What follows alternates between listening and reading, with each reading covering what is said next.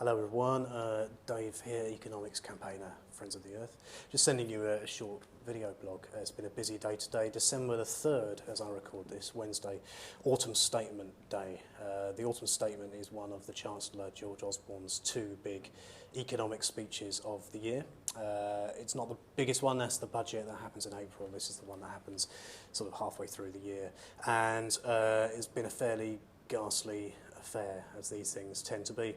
Actually, they're slightly anticlimactic in the end. We've had for the last few days now, with the way the media management works, we've had various things dribbled out as announcements. So over the weekend, a load of stuff happened about roads, with £15 billion being spent on roads, including tunnels under Stonehenge and that sort of thing.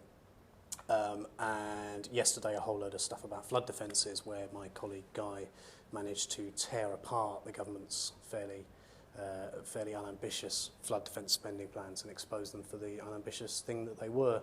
So that's pretty good. But that means by the time it actually got to today, where the Chancellor's wanted to clear the decks to enable all the coverage to be about the stuff he really wants to talk about, in this case, cutting stamp duty, it means that there's not a huge amount of, quote, green stuff in there. There were some a couple of pretty horrible things tucked away, like more tax cuts for North Sea oil companies, permanent tax cuts now, not just temporary ones, and tucked away in the small print, £5 million special fund for people, for the shale gas industry to be made more popular in the UK, which is something I'm sure you'll be able to read all about on our site. But fairly anticlimactic affairs. And the funny thing about George Osborne is we know that he doesn't have any love for Friends of the Earth and for renewable energy. And for a couple of years in the middle there, around about 2012, 2013, he would really go to town on annoying us. He would specifically say that renewable energy was too expensive and that gas was lovely and cheap. And go out of his way to do that, expend valuable time to position himself as the Chancellor who liked fossil fuels. He doesn't do that anymore. I mean, he still loves fossil fuels. He still gives tax breaks to the North Sea. He still single-handedly changes the way the fracking tax system works to make it very good to frack here. But he doesn't go out of his way to give a kicking to Friends of the Earth and our supporters and people like you and green businesses and the UK's phenomenal renewable energy potential. And it leaves you feeling a bit odd. I mean, we knew where we stood at least. We knew we had something to bite on and react to when he was telling us how much he hated wind power.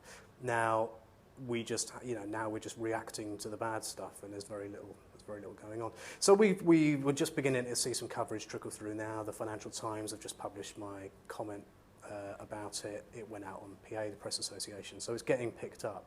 But really, with the way it's managed, it's the last couple of days that I've had the most. I mean, we got so much coverage about the flood defence spending and road building and things like that. It would just be nice to be able to talk about good stuff in one of these for a while, and this might be the last of George Osborne's autumn statements.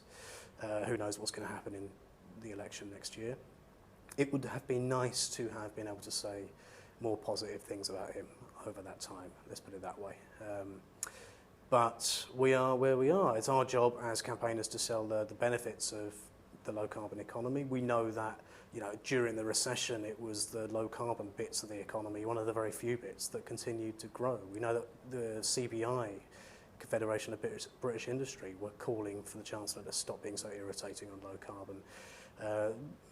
That's the peculiar thing, is that actually people like renewable energy, business likes renewable energy, and there's a small handful of people who don't, and that, unfortunately, is where all the political weight is being put at the moment. I'm hopeful that the trend's only going in one direction.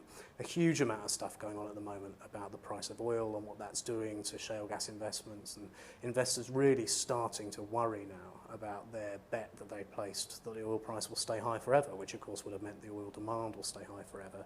The economics are starting to change. The economics of renewables are getting better and better. We put out a new report yesterday about the real game-changing stuff going on with big utility companies, where they're having to change their model, like E.ON this week, who's splitting into a renewables and a non-renewables division. Stuff is changing. Our political leaders actually don't do much leading, particularly not near election time. You know, it's the stuff happening in the world, it's the change of perceptions and the demand that organisations like Friends of the Earth are pushing, and the raw economics are changing, and perceptions of risk of renewables are going down, and the perception of risk of oil and gas is going up. We're on the right side of the argument. Sometimes you get horrible reality checks about, you know, where the cutting edge of what our political leaders think they need to talk about is, but they're wrong.